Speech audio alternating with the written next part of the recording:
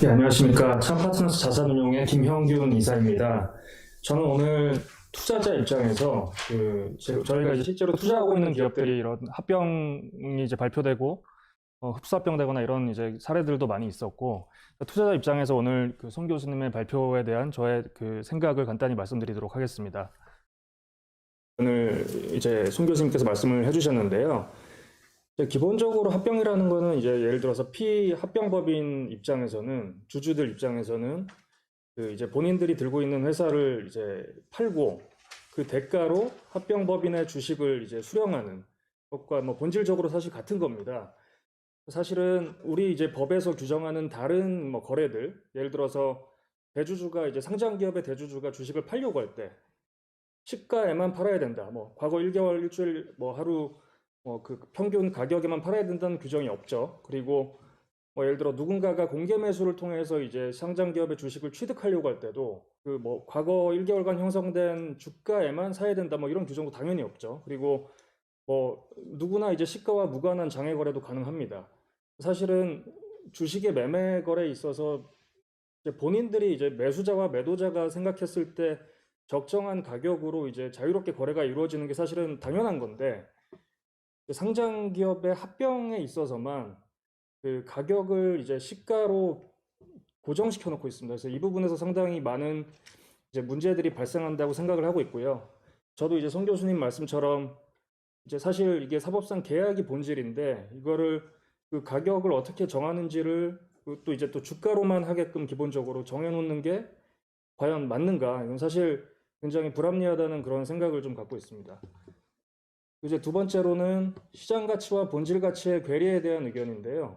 사실은 이제 합병이라는 거는 이제 회사 전체 주식이 이제 다 이제 넘어가서 소멸이 되는 거고, 전체 주주가 이제 구성이 바뀌는 거거든요. 근데 이제 결국에는 그거를 주가로 하게끔 해놨다는 얘기는 현재 상장 기업의 주가가 전체 기업 가치의 n분의 1의 가격에 거래되고 있다는 전제가 사실 있어야 되는 얘기인데, 우리나라에서는 사실 주가가 n분의 1, 기업 전체 주식 전체 가치의 n분의 1의 가치를 반영하고 있지 못하는 경우가 굉장히 많습니다.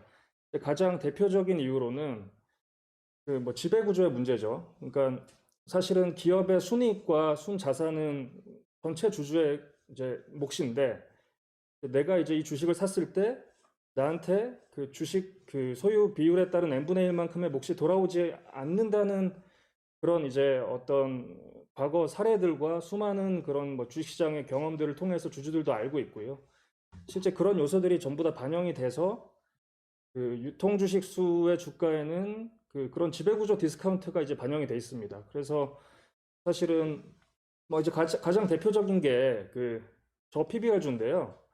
뭐 이익을 못 내서 순자산을 매년 까먹어가는 저 PBR주는 사실 뭐 나름의 이유가 있다고 볼 수 있는데, 우리나라에는 이익도 잘 내면서 뭐 순자산 가치에 한참 못 미치는 그런 저 PBR주가 굉장히 많습니다.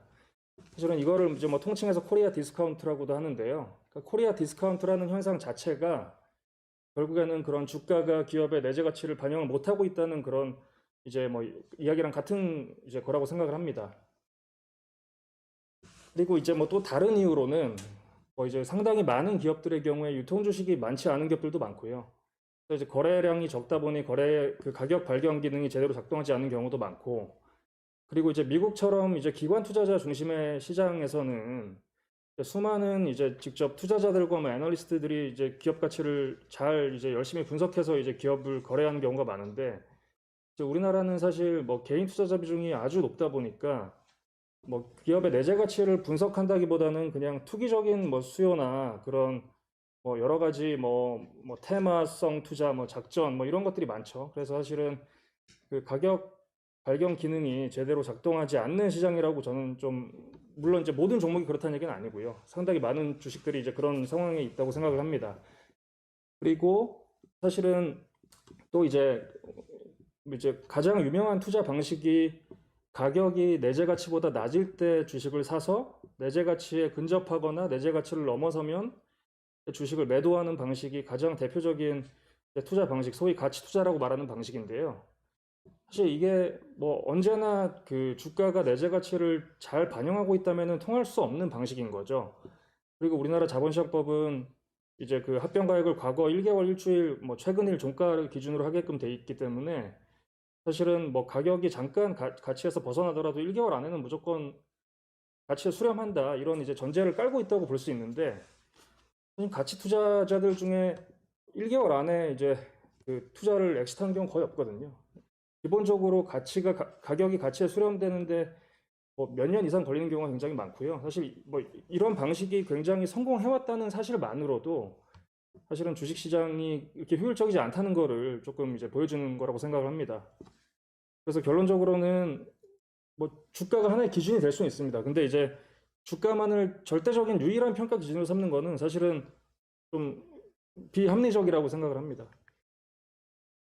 그리고 이제 실제로 이제 코스닥 시장이 1996년에 개설이 됐는데 1996년부터 2000년까지는 그 코스닥 시장 자체적으로 우리 시장에서 거래되는 주식들은 내재 가치를 반영을 못한다고 이제 판단을 해서 그 합병할 때 시가가 아닌 그 다른 이제 그 평가를 통해서 합병을 하도록 해놨었습니다. 이게 이제 2000년이 돼서야 이제 뭐 금융위 관계자라고 써 있는데 뭐 그 이제는 우리 코스닥 시장이 내재 가치를 잘 반영하는 시장이 됐다. 이러면서 이제 주가를 기준으로 하게끔 이렇게 제도를 변경을 했는데요. 이게 사실 얼마나 자의적입니까? 이게 언제는 효율적이고 언제는 비효율적이라는 걸 사실은 뭐 판단하기도 어려운 거고, 그 앞서 말씀드렸다시피 수많은 비효율성을 보여주는 사례들이 많이 있기 때문에 이제 그런 거를 보여주는 하나의 그런 단면이라고 생각을 하고요. 그리고 사실 뭐 현행 법상으로도 그 뭐 계열회사 같은 경우는 뭐 10% 이제 선에서 이제 할인이나 할증할 수 있게 돼 있는데 상당수의 많은 기업들이 예를 들어서 뭐 PBR 0.2배, 3배, 그러니까 기본적으로 내재 가치 대비 뭐 아주 큰 디스카운트를 받는 주식인데 뭐 이게 10% 할증하고 할인해서 사실은 해결이 될 수 없는 문제인 거죠. 그리고 사실 아까 이제 교수님께서 말씀하셨다시피 상장사랑 비상장사 간 합병에서는 이제 주가가 자산 가치에 미달하는 경우에는 자산 가치로도 할 수 있게끔은 돼 있는데 실제로 이렇게 하는 경우는 뭐 거의 없습니다. 사실은 이제 작년에 이제 제가 이제 뭐 조금 이제 인발부가 돼 있었던 회사의 경우가 거의 유일한 그 시가가 아닌 자산 가치로 이제 합병 가격을 정한 유일한 케이스고요. 그렇게 되기까지도 사실 굉장히 많은 여러 가지 좀 그 여러 가지 활동들이 있었고 그냥 회사가 이거를 우리 회사 가치는 당연히 뭐 자산 가치 훨씬 높은데 자산 가치로 해야지라고 해서 한 게 아닙니다. 사실 그래서 이게 사실 거의 이제 사문화되어 있는 규정이라고 생각을 하고요. 그리고 사실 또 이제 회사 입장에서도 물론 이제 핑계를 대는 걸 수도 있지만은 우리도 이제 더 높은 가격에 하고 싶은데 법이 그렇게 돼 있어서 어쩔 수 없다. 이게 사실 가장 많이 하는 말이거든요. 그래서 유일하게 사실 그 주가로 가둬놓는 거는 그 상황을 유리하게 활용할 수 있는 그 특정 이해 당사자 빼고는 모두에게 불리한 사실 비합리적인 그런 이제 규정이라고 생각을 합니다.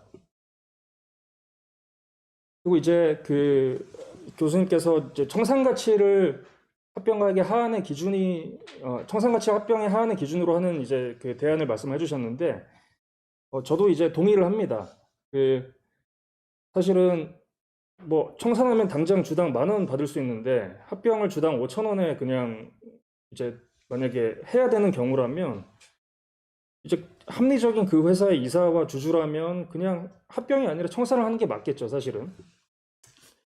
근데 이제 예를 들어서 그 뭐 이제 합병을 해서 보통 이제 뭐 시너지가 이제 예상이 되기 때문에 뭐 추진을 한다고 이제 뭐 실제로든 명목상으로든 그렇게 얘기를 하는데 뭐 원칙적으로는 시너지는 이제 뭐 사실 미래에 대한 예상인 거고 청산 가치는 현재 주어진 그냥 가격이기 때문에 사실은 청산 가치를 선택하는 것이 합리적이죠. 그래서 그 청산 가치가 합병의 기준이 하한의 기준이 되어야 된다는 점에는 저도 이제 동감을 하고요, 동의를 하고요.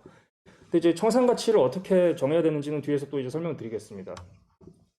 그리고 이제 그 상장사와 비상장사 간의 합병 가액을 달리함으로써 발생하는 모순에 대해서는 이제 뭐 과거에도 한번 이제 이 저기 거버넌스 포럼 세미나에서 한번 발표를 제가 한 적이 있는데요. 이제 간단히 한 가지 이제 사례만 말씀을 드리면 뭐 예를 들어서 그냥 PBR이 0.2배인 기업이 있는데 이 얘기는 예를 들어서 그 회사의 북밸류가 1000이라면 현재 뭐 주가나 뭐 시총이 이제 200이라는 얘기죠. 근데 이제 이 회사가 만약에 상장 폐지가 되게 되면 합병 가액이 어떻게 결정되냐? 그러니까 상장사로 있을 때는 이 회사의 그 합병 가액은 200으로 결정이 됩니다. 그 주가 기준으로. 근데 상장 폐지가 되게 되면 수익 가치랑 자산 가치를 이제 가중 평균하게 돼 있는데 자산 가치 비중이 40%입니다. 그러니까 그러니까 이 회사 같은 경우에 예를 들어서 수익 가치를 그냥 아주 보수적으로 그냥 0이라고 치더라도 자산 가치가 1000이기 때문에 자산 가치의 40%인 400의 합병 가액이 결정이 됩니다. 근데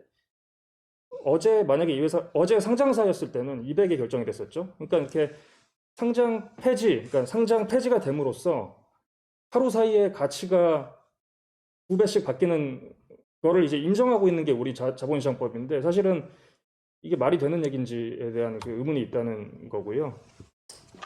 그리고 실제로 이런 상장사랑 비상장사의 가격 결정 그걸 이제 이용을 함으로써 그 이제 대주주한테만 유리한 방식으로 뭐 상장사였던 회사를 기업 분할해서 비상장사로 만든다든지 이런 이제 여러 가지 방식으로 이제 그런 대주주한테만 유리하게 하는 그런 구조를 짤 수가 있습니다. 과거에 그런 사례들도 많이 있고요. 그래서 그 한 가지 기준으로 통일해야 된다고 생각을 합니다. 저도. 그리고 비상장사는 당연히 주가도 없을 뿐더러 아까 앞서 말씀드렸다시피 주가에 여러 가지 단점들이 있기 때문에 주가가 아닌 다른 합리적인 기준으로 통일이 돼야 되지 않나 이런 생각을 하고 있고요. 그리고 이제 사실 그 95% 이상이 이제 계열회사 간합병이라고 아까 말씀을 해주셨는데 계열회사 간합병에서 사실은 합병 당사 회사의 이사와 뭐 임원진들을 같은 사람들이 대부분 겸하고 있는 그런 상황들이 많기 때문에 이게 공정한 합병 비율이 형성이 되기가 힘든 거죠. 개선 방안에 대한 제 의견으로 넘어가겠습니다. 기본적으로 계열회사가 아닌 회사 간의 이제 합병에서는 당사자 간 협상을 통해서 이제 정해야 된다는 거에 동의를 합니다. 그런데 이제 계열회사 간 합병의 경우에는 청산 가치를 기본적으로 보장을 해야 된다는 점에서도 이제 동의를 하고요. 근데 이제 사실은 뭐 수익 가치를 뭐 이제 쓰게 되면 수많은 가정들이 들어가기 때문에 여러 가지 뭐 분쟁들이 발생할 사실 가능성이 굉장히 큽니다. 그래서 자유롭게 열어주되 그냥 보다 근본적인 해결책은 그 이사의 주주에 대한 책임을 좀 부여를 하고 우리 법에서 그 소수 주주의 다수결 원칙을 이제 MOM을 좀 도입을 해서 절차적인 공정성도 확보하면 어떻겠냐라는 게 이제 제 생각이고요.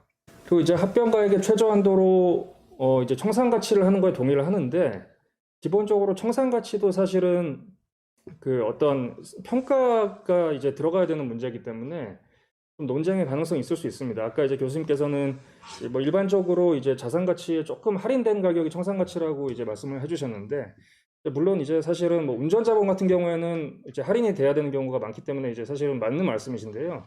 또 상당수 많은 기업들이 그 아주 오래전에 취득해서 재평가되지 않은 뭐 토지를 이제 주요 자산으로 들고 있거나 아니면은 뭐 그냥 현금성 자산을 들고 있거나 그래서 사실은 오히려 자산 가치보다 청산 가치가 몇 배 커지는 기업들도 굉장히 많이 있거든요. 그래서 기본적으로는 그냥 최대한 보수적으로 순자산 가치 그냥 별로 이제 회계 감사를 받은 그 재무제표상 순자산 가치는 크게 논쟁의 여지가 없을 수 있기 때문에 물론 이제 그 회계상 그 가치가 실제 경제적 가치를 반영을 못하는 경우도 많겠지만 어쨌거나 그 이런 순자산 가치에도 한참 못 미치는 시가보다는 이게 낫다는 생각이고요.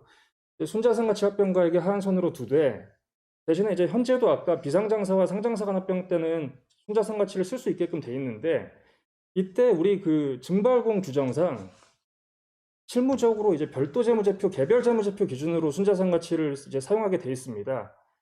사실은 우리 그 회계 주재무제표가 연결재무제표로 바뀐 지도 상당히 오래됐고 그리고 이제 또 중요한 게 그 별도재무제표에서는 종속회사랑 관계회사가 원가법으로 인식이 되는 경우가 굉장히 많습니다. 사실 대부분인데 이제 반면에 이제 연결재무제표에서는 그 종속회사는 그 자산부채 자본이 그대로 반영이 되는 거고 이제 관계회사 같은 경우는 지분법으로 반영이 되기 때문에 그 관계회사가 그동안 벌어들인 이익 같은 게 그대로 반영이 되는 경우가 많습니다. 그래서 그 별도재무제표상 순자산과 연결재무제표상 순자산이 크게 차이가 나는 경우도 많이 있습니다. 이제 아까 작년에 그 순자산 가치로 합병 가액을 변경한 A사의 경우에도 결과적으로 그 합병가액에 이용한 별도 재무제표상 그 순자산 가치에 포함되어 있는 관계기업 가치가 860억 원이었는데 연결 재무제표상에는 그 똑같은 관계기업의 가치가 거의 2천억에 가깝게 이제 기록이 돼 있었거든요. 그러니까 사실은 2천억이 더 경제적 실질에 맞는 거죠. 그래서 이제 순자산 가치를 그 하한선으로 하되 연결 지배주주 그 귀속 순자산 가치로 하는 게 합리적이라는 생각이고요.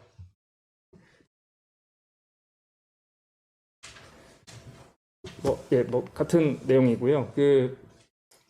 이제 말씀해주신 대로 합병가액의 적정성을 평가하는 외부기관 지정제도도 이제 뭐 복수의 기관을 선정해서 뭐 하는 게 이게 실제로 운영이 되면 이제 어떻게 운영될지는 사실 잘 모르겠는데 일단은 좀 현재 상황에서는 이게 좀 필요하지 않나라는 생각이 들고요. 그리고 더 중요한 거는 아까 말씀드렸던 것처럼 MOM 제도를 도입하고 충분히 공시하고 그리고 가장 중요한 거는 이사의 충실 의무와 성과주의 의무에 그 회사뿐만 아니라 전체 주주의 이익을 위해서 이제 모든 의사결정을 해야 되는 그런 조항을 넣는 게 가장 근본적인 해결책이 될 거라고 생각을 합니다.